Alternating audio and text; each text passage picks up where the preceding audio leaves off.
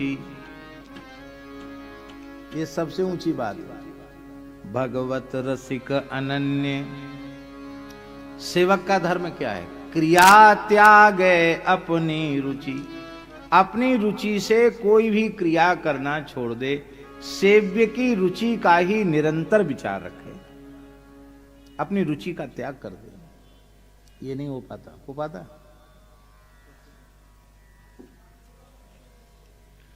अपनी रुचि का आग्रह हम सब में बना रहता है। और श्री सेवक जी महाराज कैसे सेवक जी हुए? सेवक धर्म कैसा प्रकट हुआ सेवक जी में कि उनका मूल नाम ही खो गया। कितने लोगों को ज्ञात है कि श्री दामोदर दास जी उनका नाम है? सब सेवक जी, सब सेवक जी।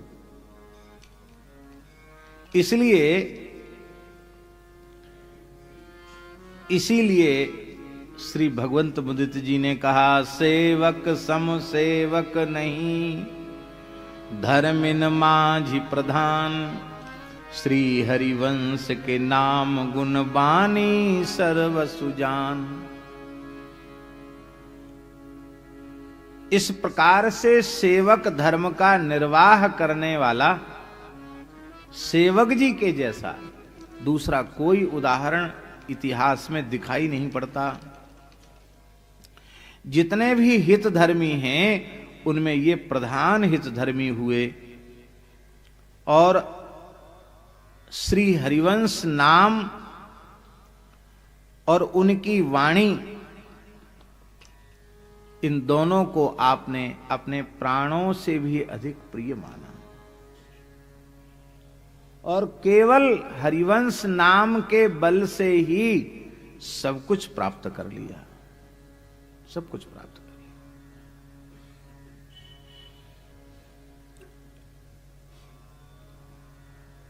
एक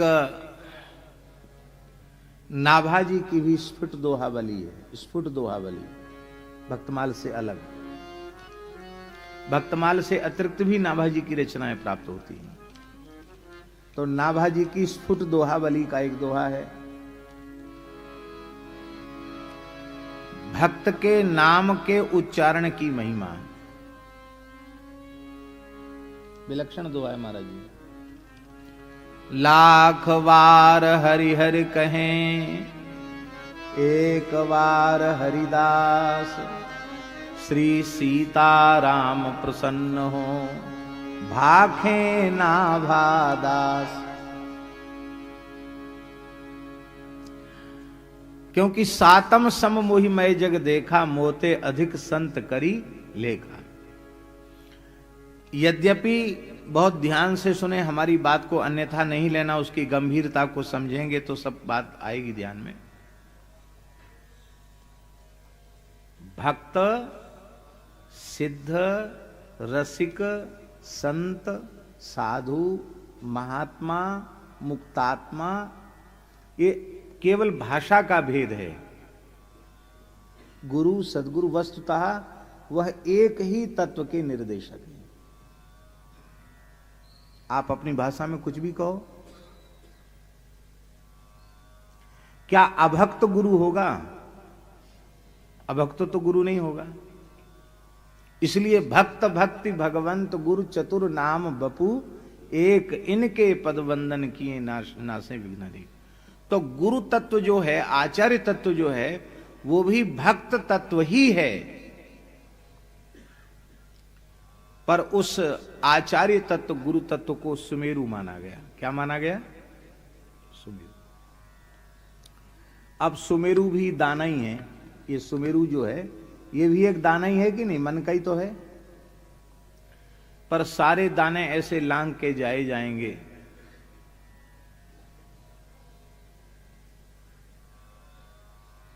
इसको नहीं लांघा जाएगा, इसको ऐसे घुमाया जाएगा। सुमेरुम नैव लंघयेत। क्यों? बोले ये गुरु तत्व है, आचार्य तत्व है। आचार्य तत्व का अतिक्रमण कोई नहीं कर सकता।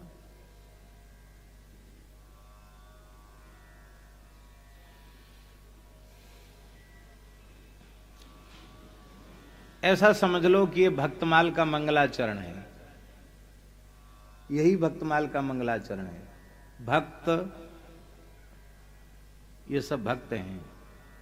भक्ति सूत्र धागा, भक्ति सूत्रोपनद्धा, भक्ति धागा हो गए। भक्त भक्ति भगवंत, सबके ऊपर ये विराजमान है फुंदना, ये हो गए भगवंत। अब ये तो एक रंग का बनाया, रंग बिरंगा फुंदना बनाते हैं। विविध ठाकुर जी के स्वरूप, ये फुंदना हो गया भगवंत। और गुरु कौन है? ये है गुरु। ये सुमेरु जो है वो गुरु है। भक्त भक्ति भगवंत और गुरु, तो ये सारे जितने जो मनिका हैं, दाने हैं, इनमें सूत्र एक ओर से है और इस बीच वाले सुमेरु में इधर वाला छोर भी ऊपर निकला है, इधर वाला छोर भी ऊपर निकला है, द्विगुणित सूत्र है। इसका मतलब है भक्तों में सब में भक्ति सूत्र विद्यमान है, पर इस सुमेरु में वो सूत्र दुगने रूप में विद्यमान है। तो द्विगुणित भक्ति जिसमें है वो गुरु है, वो आचार्य है। इस भाव से मानना।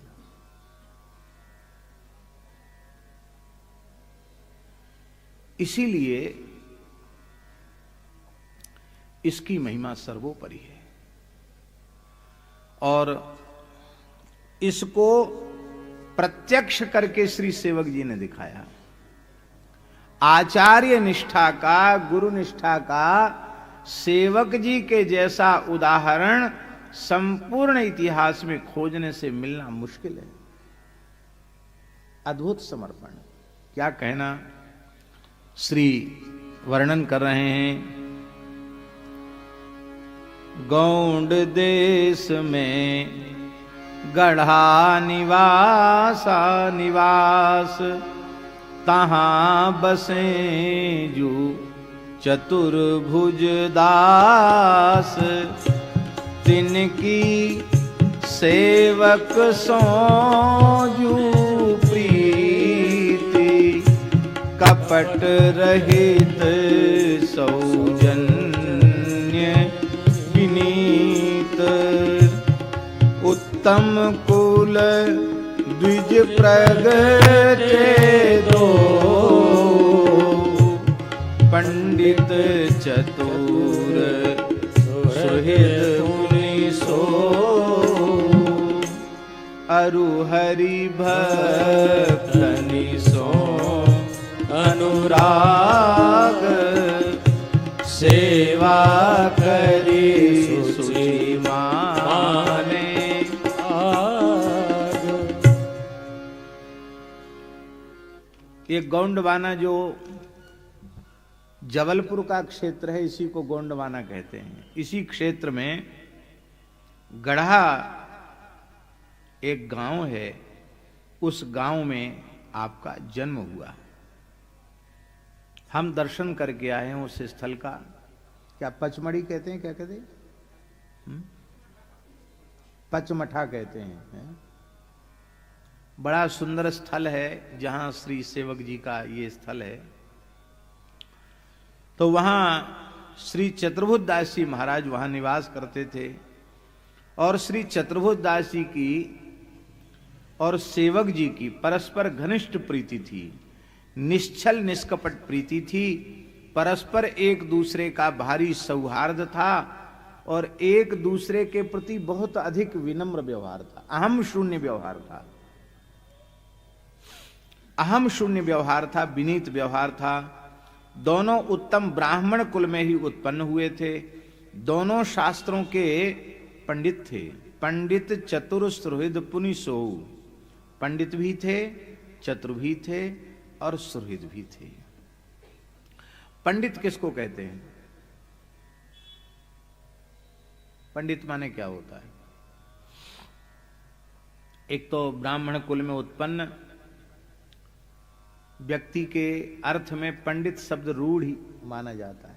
अरे पंडित जी हैं, ब्राह्मण कुल में जन्म ले लिया तो पंडित जी हैं, तो पंडित शब्द ब्राह्मण अर्थ में रूढ़ ही माना जाता है। पर पंडित शब्द का अर्थ है संस्कृत भाषा के अनुसार, शास्त्र के अनुसार पंडित शब्द का अर्थ है पंडा संजाता अस्य इति पंडिता। जिसके भीतर पंडा उत्पन्न हो जाए उसको पंडित कहते हैं। पंडा किसको कहते हैं? पंडा किसी व्यक्ति का नाम नहीं है। पंडा एक विशेष प्रकार की बुद्धि का नाम है। पंडा सद असद विवेकिनी बुद्धि पंडा। जिस बुद्धि में सत और असत का विवेक हो जाए उस बुद्धि का नाम है पंडा। और ऐसी बुद्धि जिसमें प्रतिष्ठित हो जाए उसका नाम है पंडित।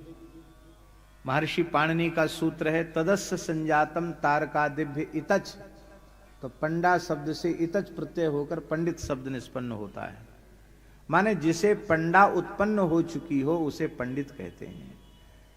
बंधन और मोक्ष का विचार करने वाली बुद्धि जिसे प्राप्त हो चुकी हो उसे पंडित कहते हैं। इसलिए पंडितो बंधमोक्षवित, बंधन और मोक्ष के रहस्य को ठीक से समझने वाले को पंडित कहते हैं। और संत वाणी में इसी की परिभाषा तुलसीदास जी ने दोहावली में की है। काम क्रोध मद लोभ की जो लो मन में खान, तौनो तौलो पंडित मूर्ख तुलसी एक समान। बंधन मोक्ष का रहस्य समझ में आ जाएगा तो जीवन में पशुता, व्यवहार में पशुता नहीं रह जाएगी, दिव्य जीवन हो जाएगा।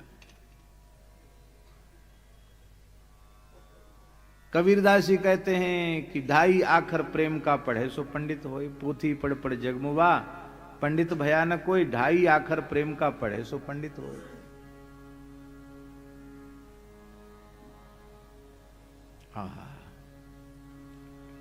आप पंडित थे। बंधन का मूल क्या है और संसार चक्र से छूटने का मूल क्या है, इन दोनों रहस्यों को श्री चतुर्भुज दास जी और श्री सेवक जी जान चुके थे और चतुर थे। चतुर माने, चतुर कौन है? राम ही भजहि ते चतुर नर। चतुर वही हैं जो भगवान का भजन करते हैं। और सुहृद, सुहृद माने समस्त जीवों के हितैषी थे। और भगवान के भक्तों से और भगवान के चरणों में इनका अनुराग था। हरि और हरिदासों में इनका अनुराग था। भगवान की सेवा करके और संतों की सेवा करके यहां शुचि, शुचि सेवा, शुचि सेवा माने निष्काम भाव से भगवान की सेवा और निष्काम भाव से भगवान के भक्तों की सेवा करके और अपने को धन्य भाग मानते थे, अपने अहोभाग्य का अनुभव करते थे। ये है भूमिका की तैयारी। इस प्रकार से इन दोनों महानुभावों की भूमिका बन चुकी थी। और अब भूमिका बनने के बाद अब गुरु करिवे को करें विचार, भय न सके क्यों निर्धार। एक दिन रसिक उपासक आए, दिन सो मिले परम सुख पाए। निसि बस उनकी नो प्रभु गान, तामे जुगल हे प्रधान।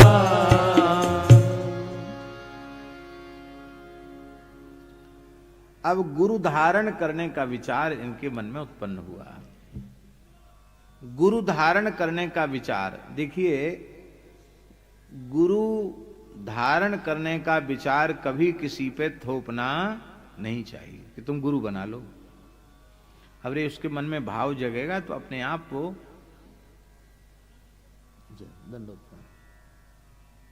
जय जय श्री राधे।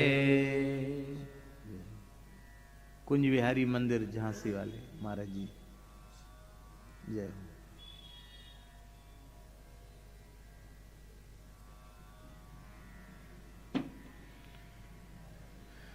विराजे।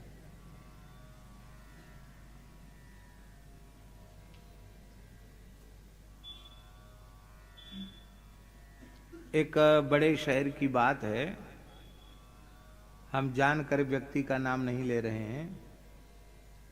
उनके घर में रमण रेती वाले महाराज जी रुके, उनके बड़े आग्रह पर, विशेष आग्रह पर। तो उन्होंने कहा कि हमारे पोते पोतियों को सबको आप दीक्षा दे दो।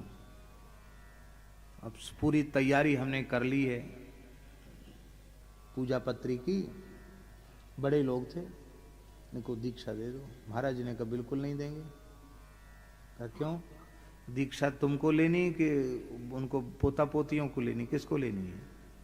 तो उसने हाथ जोड़कर कहा महाराज हमारी तो दीक्षा आपकी कृपा से होगी, आप नहीं तो आप ही तो मेरे गुरुदेव हैं। वो तो हमें पता है कि तू मेरा छेला है, भगत है, ये तो पता है हमको, लेकिन दीक्षा जिनकी होनी है उनके मन में तो दीक्षा की व्याकुलता उत्पन्न होनी चाहिए।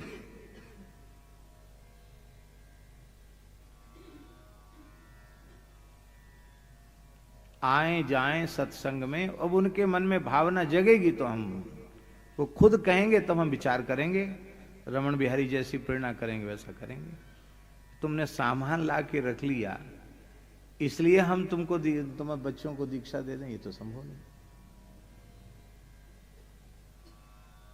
और उन सज्जन ने ही दास को बताया, उन्होंने बताया कि महाराज जी कुछ समय, उस समय तक तो बच्चे आनाकानी कर रहे थे, हम उनको समझा रहे थे। बाद में 2-3 वर्ष के बाद वो बच्चे ही अपने आप बोले कि अब हम पूरा नियम पालन करेंगे, हम रोज माला फेरेंगे, रोज मंत्र का जप करेंगे। बोले तो महाराज जी से कहो। कहा तो कृपा होगी।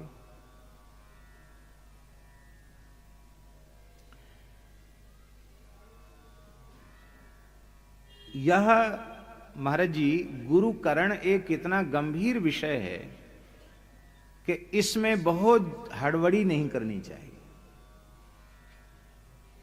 इस चरित्र भक्तमाल में तमाम चरित्रों को देखने से पता चलता है, गुरु करिवे को करें विचार, हुए न सके क्यों हूं निर्धार। विचार कर रहे हैं कि किन सदगुरु भगवान का चरणाश्रय ग्रहण किया जाए, लेकिन अभी निश्चय पर पहुंचे नहीं। ये चरित्र ये प्रमाणित करता है कि हमें बहुत हड़बड़ी नहीं करनी चाहिए। हमारे पूज्य गुरुदेव भक्तमाली जी कहते थे, महाराज जी कहते थे, समर्थ से समर्थ महापुरुष का चरणाश्रय प्राप्त हो गया, किंतु जैसी श्रद्धा आचार्य तत्व गुरु तत्व के प्रति शिष्य के भीतर होनी चाहिए, वैसी श्रद्धा यदि उस शिष्य में नहीं है तो समर्थ से समर्थ आचार्य गुरु भी उसका कल्याण नहीं कर सकता, उसको कोई लाभ नहीं मिलेगा। और व्यक्ति सामर्थ्य नहीं है व्यक्ति में, वो सामान्य व्यक्ति है, वस्तुतः सामान्य व्यक्ति है, लेकिन शिष्य की श्रद्धा ऐसी है कि इस रूप में साक्षात ठाकुर जी हमारा उद्धार करने आए हैं। ऐसी श्रद्धा यदि शिष्य की है तो तत्व तो वहां भी परिपूर्ण रूप में प्रतिष्ठित है। तो महाराज जी कहते हैं कि जिसको जिसके भीतर जैसी श्रद्धा होगी उसके अनुरूप उसको लाभ मिलेगा। इसलिए हमें यह निश्चय करना चाहिए कि जीवन पर्यंत हमारी श्रद्धा उत्तरोत्तर बढ़े, हमारी श्रद्धा घटे नहीं तो बड़ी हानि हो जाएगी। इसलिए खूब सोच समझ करके विचार पूर्वक तब अपना संपूर्ण समर्पण करना चाहिए। और मस्तक झुकाने के बाद फिर बार बार थोड़ी झुकाया जाता मस्तक, एक बार झुका दिया तो झुका दिया। ये भूमिका का निर्माण हुए बिना दीक्षा लेने वालों की दीक्षा प्रायः सफल नहीं होती है। इसीलिए वेद में स्पष्ट लिखा है, तस्मात् गुरुम प्रपद्येत जिज्ञासु श्रेय उत्तमम।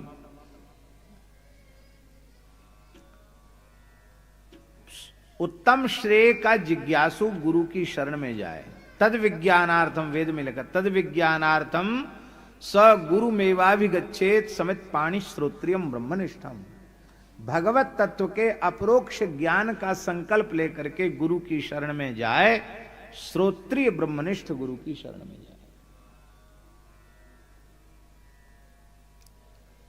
और हम साधन करेंगे, नाम जप करेंगे, वर्णाश्रम व्यवस्था का आदर करेंगे, ठाकुर जी की सेवा करेंगे, सत्संग करेंगे, तो सत्संग करते करते, सदग्रंथों का स्वाध्याय करते करते अवश्य ही वह मंगलमय क्षण हमारे जीवन में आ जाएगा कि हमें गुरु खोजना नहीं पड़ेंगे, सदगुरु स्वयं कृपा करके हमें प्राप्त हो जाएंगे।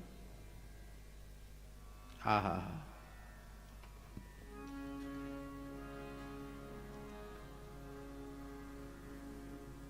देखिए, हरिराम व्यास जी के जीवन चरित्र में भगवान भूत भावन विश्वनाथ शिवजी ने काशी में साक्षात प्रकट होकर कृपा की है व्यास जी के ऊपर। शास्त्रार्थ करने गए थे काशी व्यास जी, और भोले बाबा एक वृद्ध संत के रूप में पधारे, तो घर में वैष्णवता भक्ति तक थी ही, घर में पवित्र ब्राह्मण कुल का जन्म था, शास्त्रों के विद्वान थे। तो व्यास जी ने देखा वृद्ध संत आए हैं तो चरणों में प्रणाम किया, महाराज पधारो, हमारे लायक कोई सेवा हो, आज्ञा हो बताइए। हाँ हाँ, हमने सुनी आप बड़े भारी पंडित हो, पूरी काशी में तहलका मच रहा है, आपके नाम का डंका बज रहा है, बड़े भारी पंडित हैं, विद्वान हैं, शास्त्रार्थ महारथी हैं। हम तो ऐसे ही हैं, काशी वास करते हैं, पढ़े लिखे तो हैं नहीं, ऐसे ही राम राम करते हैं।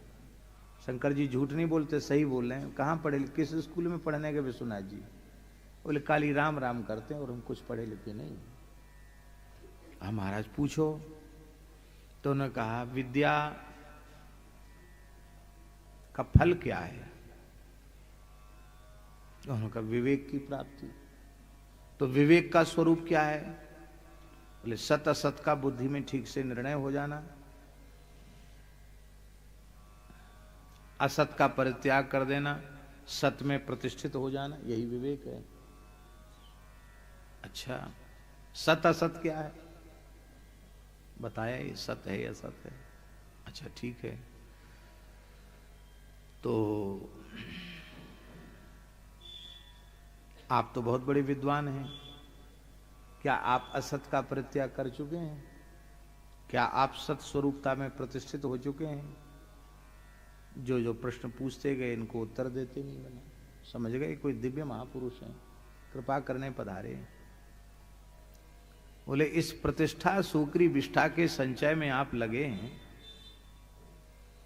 वो कितने ब्राह्मणों को शास्त्रार्थ में परास्त करने से, ब्राह्मण को शास्त्रार्थ में परास्त करना भी अपराध है, उसको पीड़ा होती है, उसको अपमान का अनुभव होता है, और उसके अपमान से आपके अहंकार का पोषण हो रहा है। तो ये आपकी अवनति हो रही है कि उन्नति हो रही है? क्या हो रहा है आपका? चरणों में पड़ गए। बोले आप कौन महापुरुष कृपा करने पधारे? विश्वनाथ जी अपने रूप में प्रकट हो गए। बोले तुम भी भूलो मत, साक्षात विशाखा जी हो, वृंदावन चले जाओ, भजन करने आए हो, भजन कराने आए हो, हैं? निकुंज रस की सरिता बहाने आए हो, ये शास्त्रार्थ के प्रपंच को बटोरने यहां नहीं आए हो। आज्ञा दे दी, लेकिन आज्ञा के बाद भी व्यास जी ओरछा आ गए, वृंदावन नहीं आए। और जब आज अतिराजत दंपति भोर इसका श्रवण किया और फिर आकर के महाप्रभु श्री हरिवंश जी के चरणों में अपना संपूर्ण समर्पण कर दिया। धैर्य पूर्वक अवसर की प्रतीक्षा करना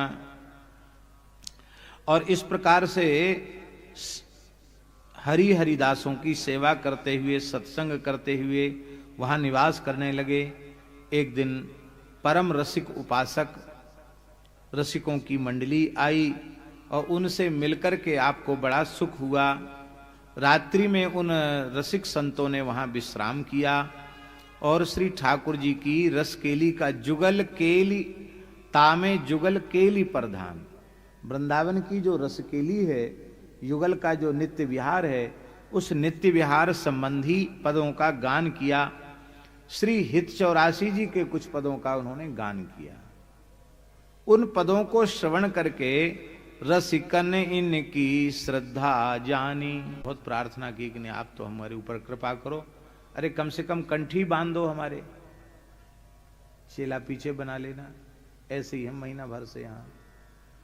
तो ऐसे बोले ध्यानस्थ हो गए श्री माधवदास जी महाराज और बोले कि देखो मैं तुम्हारा गुरु नहीं हूं, तुम्हारे गुरु पहाड़ी बाबा आश्रम खाक चौक में हैं, तुम पूर्व जन्म के भी रामानंदी साधु हो। उन्होंने कहा श्री माधवदास जी ने, और इस जन्म में भी तुम्हारे गुरु वही हैं, पर वो काहुए चेला नहीं बना में जल्दी, पर हमारा नाम ले देना, हमारा नाम ले देना कि टोपी कुंज वाले अमुक ने भेजा है, तो मेरा नाम लोगे तो वो शिष्य बना लेंगे। तो महाराज जी कहते हम आए और हमने आकर के उनसे कहा, तो महाराज जी ने फिर हमारे ऊपर कृपा की। विलक्षण बात है कि नहीं? और आज के जमाने तो भैया भग नहीं जाए कहीं, नहीं तो दूसरी जगह मुड़ जाएगा। हाँ यहीं मुड़ लो यार। हाँ तो साधना भी किस जीव की किस जन्म की है, कौन सी साधना है, उसके अनुरूप उसको पथ अपने आप प्राप्त हो जाता है।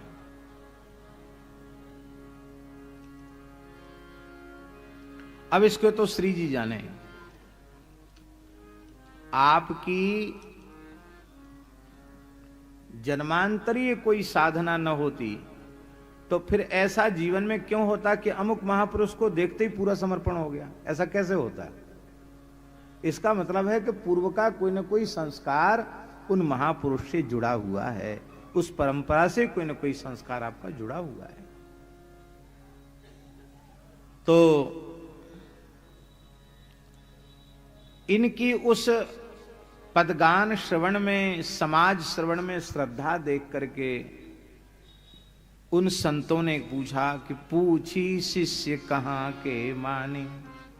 आप लोगों का इतना अनुराग है वृंदावन की रसमयी लीलाओं के श्रवण में, युगल के नित्य विहार की लीला के श्रवण में इतना अनुराग है, तो आप कहाँ के शिष्य हैं? और आप बताओ आपके गुरु कौन हैं? तब आप दोनों ने कहा कि अभी तो हम विचार ही कर रहे हैं कि किन समर्थ परम रसिक सदगुरु का आश्रय हम लें। अब वहीं विचारत करत हैं वही, तुम जो बतावहु सो गुरु सही। आप बताओ कौन गुरु हैं, आप कृपा करके बताओ। तब उन संतों ने कहा, वृंदावन में श्री हरिवंश, वृंदावन में श्री हरिवंश, ते अब ही सब रसिक प्रशंस, ते अब ही अब रसिक प्रशंस।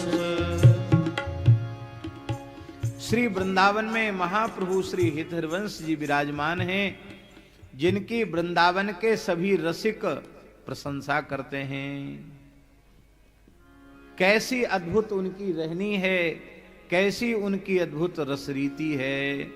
प्रीति रीति अरु रहनी सुहाई, प्रीति रीति अरु रहनी सुहाई, जगत क्रियाते पृथक बताई, जगत क्रिया पृथक बताए। सुनि सुनि दो जन दृढ़ व्रत धर्यो,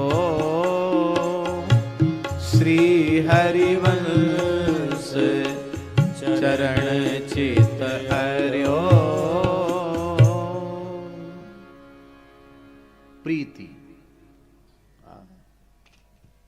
उनकी निष्काम सहज प्रीति और उनकी विलक्षण जो रस रीति है और उनकी जो रहनी है, जो लोक वेद से न्यारी उनकी जो रहनी है और उनकी जो क्रिया है वो जगत के व्यवहार से सर्वथा अलग ही है।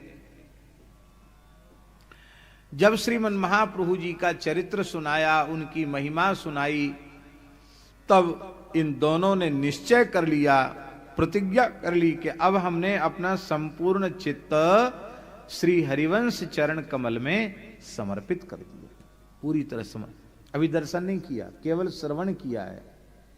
जैसे रुक्मणी जी ने श्रुत्वा गुणान भुवन सुंदर शृण्वतान्ते निर्विश्य कर्ण विवरी हर तुंग तापम, ऐसी श्रवण करके संपूर्ण समर्पण कर दिया। और ये भी जब उन्होंने सुना उन संतों से कि नवल संग करी पहुंचे व्यास, सोई सुनी आयो विश्वास। इतने बड़े विद्वान श्री हरि राम जी शुक्ल, व्यास नहीं थे ये, पंडित श्री हरि राम जी शुक्ल। अब पिताजी का नाम पंडित श्री सुमोखन शुक्ल था, तो पुत्र का नाम भी तो हरिराम शुक्ल ही होगा, व्यास कहां से हो गए? ध्यान में ही बात, शुक्ल से व्यास कैसे हो गए? काशी के विद्वानों ने व्यास उपाधि से अलंकृत किया था व्यास जी को, कि या तो कृष्ण द्वैपायन भगवान वेद व्यास 6 अंगों के सहित संपूर्ण वेद इतिहास पुराण के इतने बड़े पंडित हो सकते हैं, या इस समय में हरिराम जी इतने बड़े विद्वान थे। ये साक्षात इस युग के व्यास हैं, इस रूप में उनको सम्मानित किया था। तब से व्यास उपाधि इनके पीछे लग गई। और श्री स्वामी ललित मोहिनी देव जी महाराज, उनका जन्म तो ओरछा में ही हुआ, व्यास वंश में ही उनका जन्म हुआ। जिस वंश में व्यास जी का जन्म है, उसी वंश में श्री स्वामी ललित मोहिनी देव जी महाराज उसी वंश में प्रकट हुए हैं, स्वामी जी की परंपरा के एक आचार्य चरण। तो श्री नवलदास जी महाराज व्यास जी के अतिथि हुए, और प्रातः काल जब उन्होंने आजवती राजत दंपति भोर ये गाया, इसको सुनते ही व्यास जी विकल हो गए और श्री महाप्रभु जी के चरणों में आ गए, अपना संपूर्ण समर्पण कर दिया। अब और अधिक उत्साह बढ़ गया कि इतने बड़े विद्वान, जिनको 52 राजाओं ने अपने गुरु के रूप में स्वीकार, 52 रियासतों के राजाओं ने जिनको गुरु रूप में स्वीकार किया हो, इतने बड़े विद्वान ने अपना संपूर्ण समर्पण महाप्रभु श्री हरिवंश जी के चरणों में कर दिया। तो अब हमें भी अपना संपूर्ण समर्पण उन्हीं के चरण कमलों में कर देना चाहिए, ये निश्चय कर लिया। और महाराज जी, लेकिन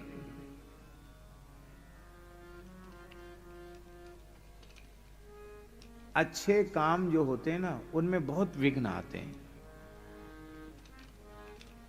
बुरे कामों में विघ्न नहीं आते हैं, वो बिना विघ्न के अच्छे संपादित हो जाते हैं। और जो काम जितना श्रेष्ठ होगा, जितना उत्कृष्ट होगा, उसमें उतने अधिक विघ्न आवेंगे। इसलिए अच्छा संकल्प मन में आवे तो उसमें विलंब नहीं करना चाहिए, उसको जल्दी पूरा कर देना चाहिए।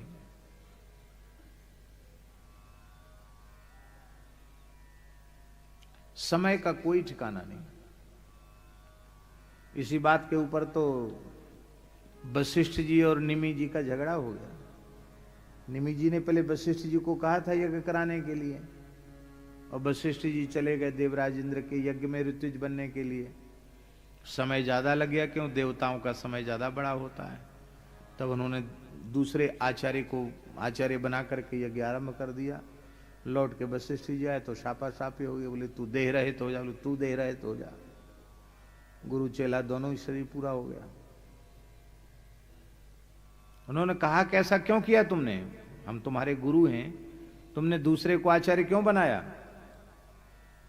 तब उन्होंने कहा कि भाई अच्छा संकल्प मन में उठे, निमि जी ने कहा, तो उसकी पूर्ति तत्काल करनी चाहिए, ज्यादा विलंब नहीं करना चाहिए। विलंब होने पर कोई विघ्न जरूर आ जाएगा। हमारे महाराज जी कहते थे, भक्तमाली जी महाराज, किसी ने पूछा महाराज जी दीक्षा का मुहूर्त, तो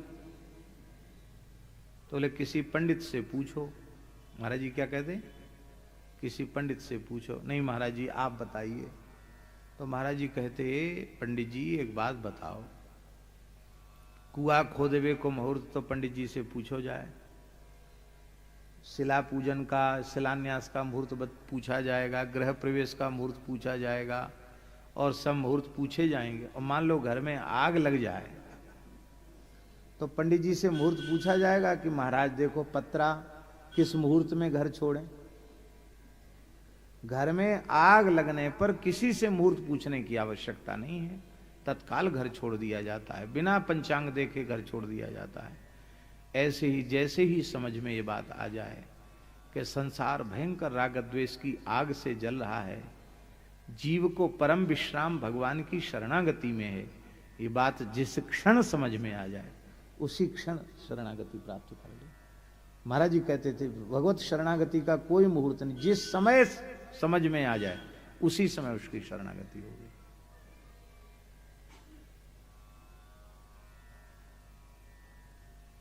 समय का कोई ठिकाना नहीं, समय का कोई ठिकाना नहीं।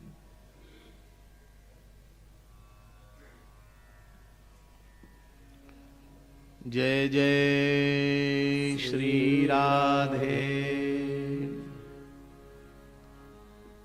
ग्रह कारज नाना जंजाला, ते अति दुर्गम शैल विशाला।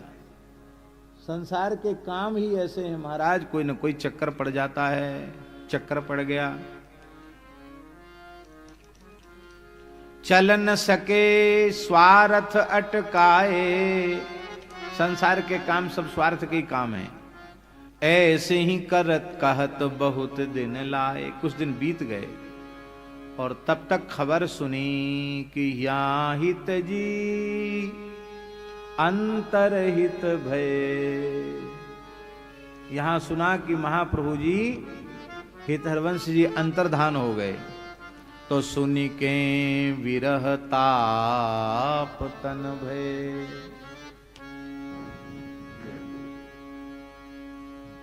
श्री राधा दामोदर जी महाराज की जय। तो विरह के ताप से अत्यंत प्रतप्त हो गए और जैसे कोई उन्मत्त हो जाए ऐसी दशा हो गई। अंतर्धान सुनी जब बाता, अति उन्मत्त दशा भई गाता। घर बाहिर जू सदा व्याकुल मन, आरत दुखित जो हित दर्शन बिना। एक क्षण भी मन नहीं लगता, अत्यंत मन में व्याकुलता हो गई, बिना दर्शन के बहुत अधिक पीड़ा हो गई। किंतु जब यह सुना कि आप अधीर न हो, संतों ने कहा श्री बंचन जी महाराज गद्दी पर विराजमान हैं और श्री बंचन जी महाराज हित आसन थित देत आनंद। श्री हित महाप्रभु जी के पीठ पर आसन पर विराजमान होकर जैसा अनुग्रह महाप्रभु जी करते थे वैसा ही अनुग्रह श्री बंचन जी महाराज इस समय जीवों पर कर रहे हैं। आप चिंता मत करो। श्री हरिवंश चंद्र को धर्म प्रगट करत जो हरत भव भर्म। श्री हरिवंश चंद्र को धर्म प्रगट करत जो हरत भव भर्म। श्री हरिवंश चंद्र जी के धर्म को प्रकट कर रहे हैं और सबके भ्रम को हरण कर रहे हैं, सबके भ्रम का नाश कर रहे हैं। यह सुनकर के चतुर्भुजदास जी के मन में भाव जगा कि ठीक है, आत्मा वही जायते पुत्र इति वेदानुशासनम। और शिष्य गुरु का आत्मा ही होता है, पुत्र गुरु पिता का आत्मा ही होता है, तद्रूप ही हैं, उनका स्वरूप ही है। गद्दी पर विराजमान है तो उनका स्वरूप ही है, ऐसा मान करके और उन्होंने अपने मन में निश्चय कर लिया कि गुरु कूजे बंचंद जो सही। निश्चित निश्चय कर लिया कि श्री बंचन जी महाराज के चरणों में हम अपना संपूर्ण समर्पण कर देंगे। आप भी चलो, हम भी बंचंद्र जी से दीक्षा ले लेते हैं, आप भी उन्हीं से दीक्षा लेकर के अब हम दोनों वृंदावन वास करेंगे। अब देखिए, चतुर्भुज दास जी की भी भावना में कोई न्यूनता नहीं है। उनकी भावना क्या न्यून है? उनकी भावना में न्यूनता नहीं है, क्योंकि आचार्य तत्व का ही अनुभव वे श्री बंचन जी में कर रहे हैं। लेकिन जहां पतिव्रता के समान अनन्यता का जो भाव है, वो अनन्यता का विशिष्टतम भाव, सूक्ष्मतम भाव, वो सेवक जी महाराज के चरित्र में दिखाई पड़ता है।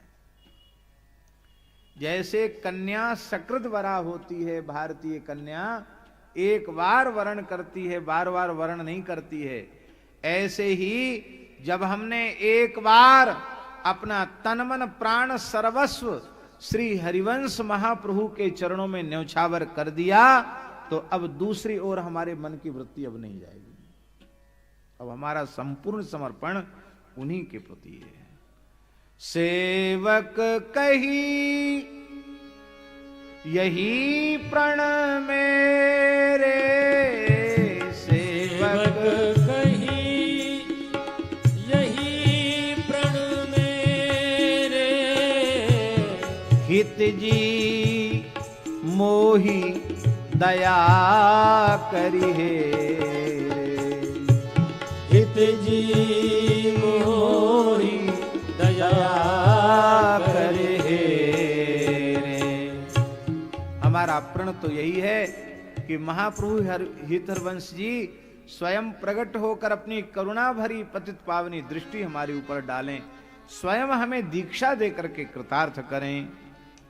मेरे हठ हित जी को देखो, जीवन जन्म सफल तब लेखो।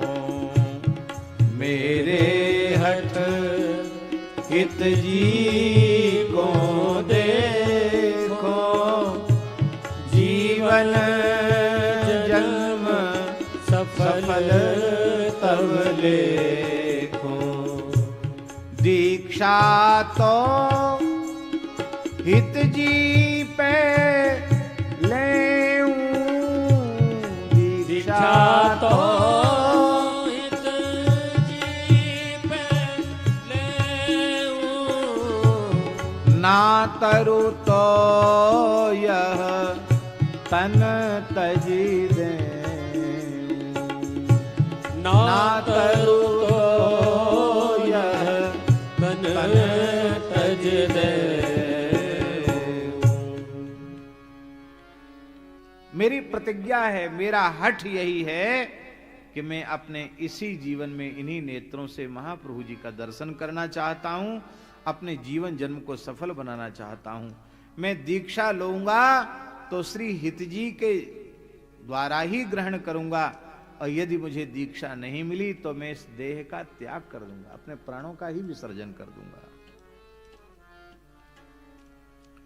यह सुनी चतुर्भुज बन को चले, समझाए पहले चतुर्भुज दास जी ने, पर इनका दृढ़ निश्चय देख करके चतुर्भुज दास जी तो वृंदावन आ गए।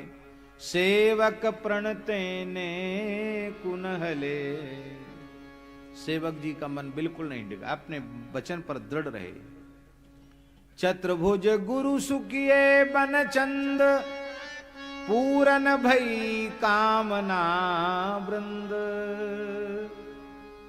चतुर्भुज दास जी ने आकर के बंचन जी से दीक्षा ग्रहण कर ली, और आचार्य चरणों का आश्रय प्राप्त करते ही संपूर्ण कामनाएं पूर्ण हो गई। कामना पूर्ण हुई, इसका मतलब क्या?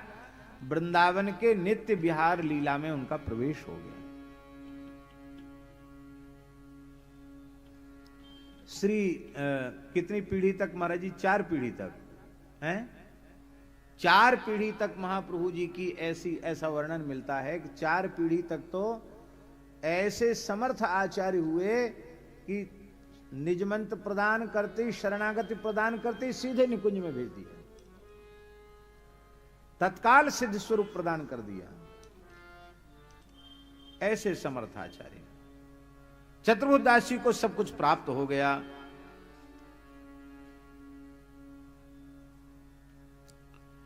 आहा, इधर श्री सेवक जी महाराज महाविरह का अनुभव करते हुए, आप तो घर द्वार छूट गया, जंगल में जहां पचमढ़ा है, इसी अभी भी जंगल है वहां, वह जंगल क्षेत्र में हरिवंश श्री हरिवंश श्री हरिवंश श्री हरिवंश श्री हरिवंश श्री हरिवंश श्री हरिवंश श्री हरिवंश, यही निरंतर उच्च स्वर से उच्चारण करते हुए और महाविरह में व्यथित होकर के केवल नाम का जप करने लगे। देखो महाराज जी, नाम में ही रूप समाहित है, और नाम में ही रूप है, और रूप में लीला है, और रूप और लीला जहां है उसी को धाम कहते हैं। तो नाम में ही रूप है, नाम में ही लीला है, और नाम में ही धाम है। भक्त भक्ति भगवंत गुरु इस चतुष्टय में भक्त तत्व प्रधान है। वासुदेव संकर्षण प्रद्युम्न अनिरुद्ध इस चतुर्व्यूह में वासुदेव तत्व प्रधान है। श्री राम लक्ष्मण भरत शत्रुघ्न इस चतुर्व्यूह में श्री राम तत्व प्रधान है। ठीक इसी प्रकार से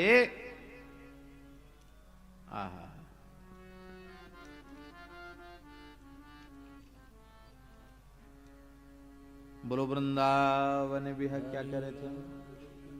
हाँ, इसी प्रकार से नाम रूप लीलाधाम इस चतुष्टय में नाम प्रधान है। बहुत प्रसिद्ध है, नाम वाणी जहां श्याम श्यामा तहां, और नाम वाणी निकट श्याम श्यामा प्रकट। स्वामी जी, वृंदावन के ठाकुर वृंदावन से एक पग बाहर नहीं जाते, प्रसिद्ध है कि नहीं? वृंदावन परित्यज्य पादमेकम न गच्छति, एक पग बाहर नहीं जाते। अब मेड़ता में मीराबाई को दर्शन हो रहा है बचपन में, मीरा को प्रभु दर्शन दीना प्रेम नदी के तीरा। वहां प्रेम नदी जमुना जी कहां आई? मेड़ता में कहां जमुना जी धरी है? पर मीरा को बाल्यकाल में श्री कृष्ण दर्शन हो रहा है। अब संगति बिठाओ, कैसे बिठाओगे संगति? पद्म पुराण में वृंदावन महात्म्य का वर्णन करते हुए शंकर जी ने स्वयं कहा है, वृंदावन के श्री कृष्ण वृंदावन छोड़ के बाहर नहीं जाते। ये पद्म पुराण में लिखा है। पद्म पुराण के मूल पारायण में श्लोक हमको मिला।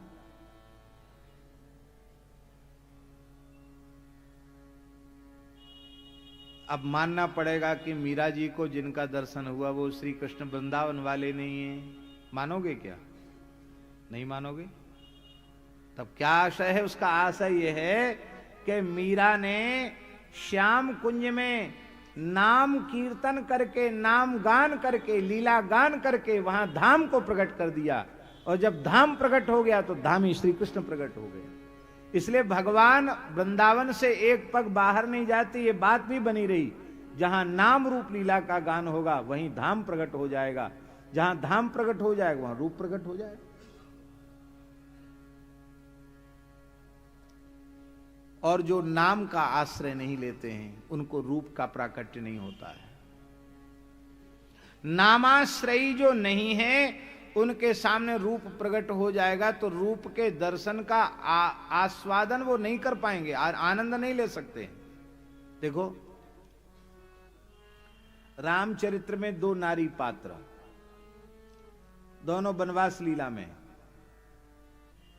एक भक्तिमती सबरी और दूसरी शूर्पणखा। दोनों को ही राम जी का दर्शन हो रहा है।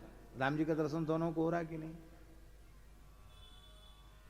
पर सबरी को राम जी के दर्शन से निज स्वरूप की प्राप्ति हो रही है। मम दर्शन कर फल सहज अनूपा, जीव पाव निज सहज स्वरूप। उसको सहज स्वरूप मिल गया।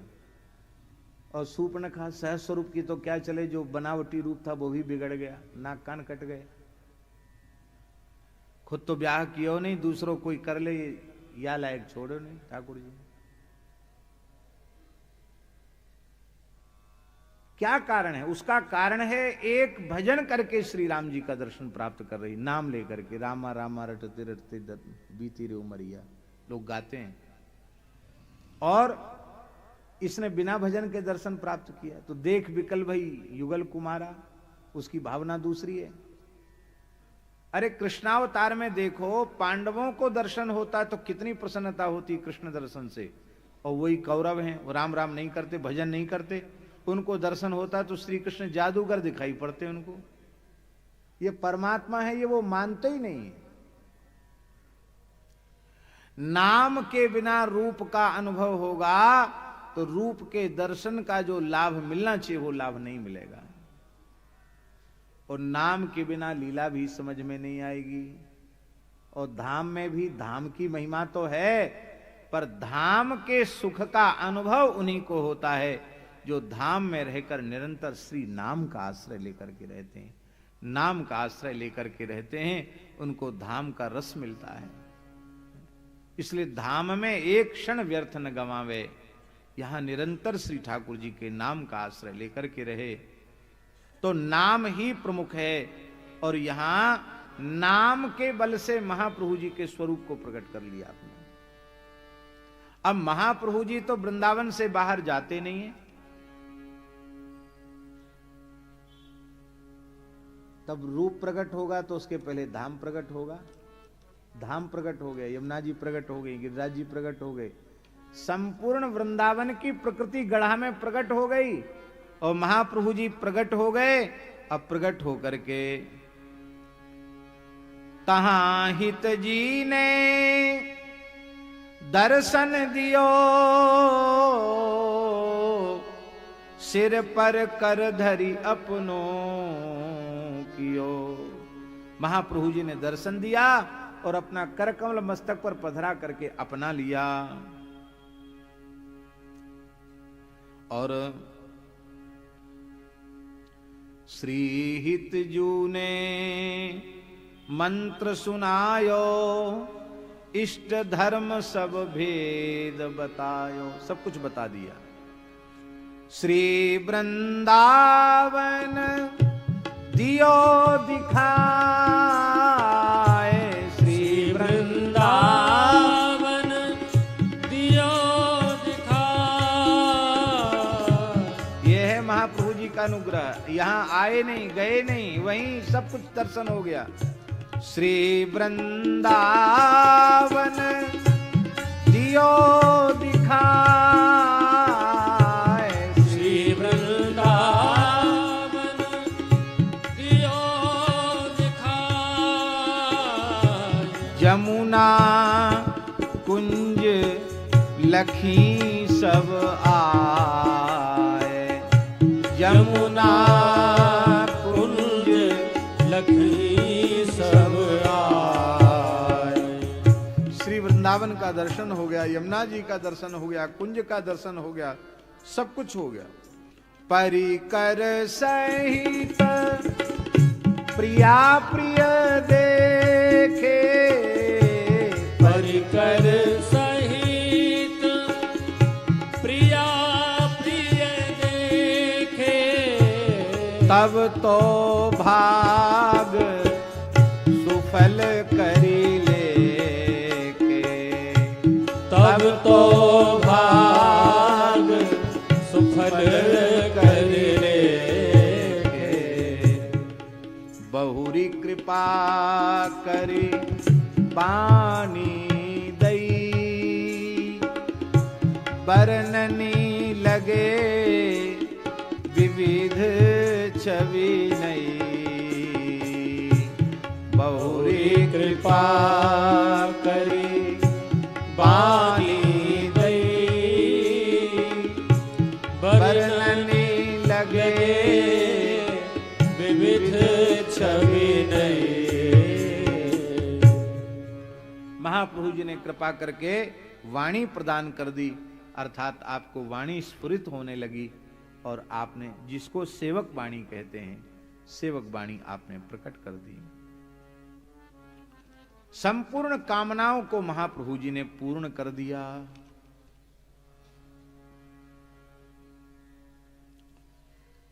अब चतुर्भुजदास जी के मन में विकलता हुई कि मेरे परम सुहृद सखा मित्र श्री दामोदर दास जी सेवक जी, वो तो बेचारे, उनकी क्या दशा होगी, अन्न जल त्याग करके केवल हरिवंश नाम का, पता नहीं जीवित भी होंगे कि नहीं होंगे, उनसे मिलने की विकलता हुई। और विकलता होने पर वे वृंदावन से चलकर फिर गढ़ा पहुंचे चतुर्भुजदास जी। गढ़ा में उनका कुछ लेना देना नहीं था, जब घर छोड़ दिया तो वहां जाने से क्या प्रयोजन है। केवल एकमात्र चिंता थी तो श्री दामोदर दास जी की चिंता थी, सेवक जी की चिंता थी। सेवक जी के लिए ही चतुर्भुजदास जी आए। तो आकर के उन्होंने जब श्री सेवक जी को देखा तो उनके स्वरूप को देख के ही उनको लगा कि इनको कोई परम निधि मिल चुकी है। ऐसा होता है। उपनिषद में कथा आती है महाराज जी कि सत्यकाम जब अपने गुरु की आज्ञा पालन करके उस सभी गायों को लेकर के अपने गुरु जी के पास पहुंचे, गौतम के पास पहुंचे, महर्षि गौतम के पास, तो उन्होंने कहा वत्स ब्रह्म विदिव भाति ते मुखम। अरे बेटा, तेरा मुख तो ब्रह्मवेत्ता के जैसा दिखाई पड़ रहा है। माने तुझे ब्रह्म ज्ञान कहां से हो गए, ब्रह्म विद्या तुझे मिली कहां से? तो उन्होंने कहा कि भगवान ऐसे ऐसे आपने आज्ञा दी थी। तो ब्रह्म विद्या के पहले पाद का उपदेश वृषभ ने दिया, दूसरे पाद का उपदेश अग्नि ने दिया, तीसरे पाद का उपदेश मदगु नाम के पक्षी ने दिया, किंतु पूर्णता तो आपके उपदेश से ही हो गया, अंतिम पाद का उपदेश आपको देना है। तुमको तो ब्रह्म विद्या मिल चुकी है, तुम्हारा मुखमंडल बता रहा है कि तुम ब्रह्म विद्या प्राप्त कर चुके हो।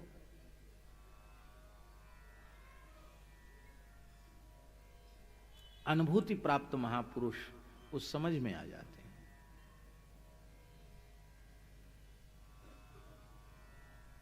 तो ये तुम्हारी ये अवस्था कैसे हुई? आश्चर्य। चतुर्भुजदास विपिन हुए आए, सब बन के वृत्तांत सुनाए, वृंदावन की सारी बात बताई उन्होंने, और ये बताया कि हम तो धन्य हो गए, आचार्य शरण प्राप्त करके धन्य हो गए, कृतार्थ हो गए, कृतकृत्य हो गए, लेकिन तुम भी अकृतार्थ जैसे नहीं दिखाई पड़ रहे हो। तुम भी ऐसा लग रहा है तुमको देख कर के तुम कृतार्थ हो गए हो। तो बिना महाप्रभु के चरणाश्रय के तुम कृतार्थ भये तो भये कैसे? तब श्री सेवक जी ने कहा, घर ही में सुकृपा गुरु करी, सो सब सेवक ने उच्चरी। घर ही में सुकृपा गुरु करी, सो सब सेवक ने उच्चरी। सेवक जी ने बिना किसी छिपाव दुराव के, क्योंकि मित्र से कोई कपट रखना नहीं चाहिए, परस्पर निष्कपट प्रेम में, सारी बात खोलकर बता दी। अब जो मंत्र चतुर्भुजदास जी ने श्री बंचन जी महाराज के अनुग्रह से प्राप्त किया था, वही मंत्र सेवक जी को मिल गया, वही उपासना मिल गई, महाप्रभु जी मिल गए, स्वयं महाप्रभु जी ने कृपा करके दिया। यह जाना तो सेवक बानी सुनत सिहाए, तब तो पग गही उर लपटाए। चतुर्दासी सेवक जी के चरणों में पड़ गए, भैया तुम धन्य हो, तुम्हारी निष्ठा धन्य है, और उठा करके हृदय से लगा लिया। दोनों परस्पर रुदन करने लगे।